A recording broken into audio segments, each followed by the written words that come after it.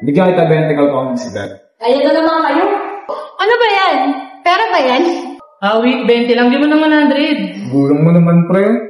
Jester, can you tell us kung paano naging corrupt ang mga Espanyol noon? So, the next time that you call you out, Jester, make sure na make sense lahat ng pinag-uusapan natin. Or make sense lahat ng sasabihin. Okay? Yes, ka? Katulad ni Maria Clara, kaya mo bang magmahal kung kapalit nito ay matinding panganib?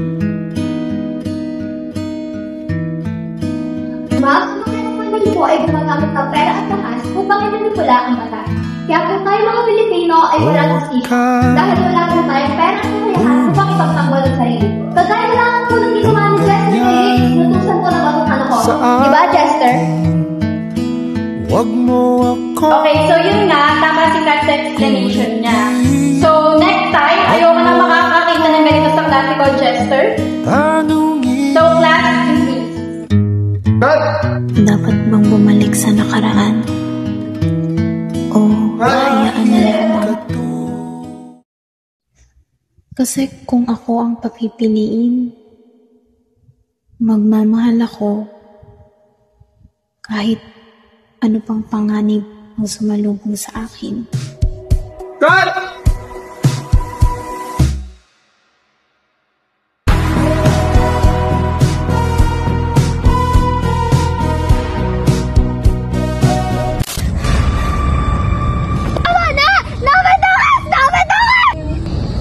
Sige, lumapit ka. Papatayin kita. Wala kang alam sa pagmamahal. Si Malis! Subukan niyo magsumbong sa mga ina niyo! Vicento. Ano ate ko ang iyong pinili? Na may kakambal na sumpa! Ibinatakausap ko sa iyo na ako iyong kunin! Sa iyong pinaroroonan! Ikaw at ikaw lamang ang mamahalin ko. Crisostomo Ibarra. O kay tagal din kita minahal. O kay tagal din kita minahal.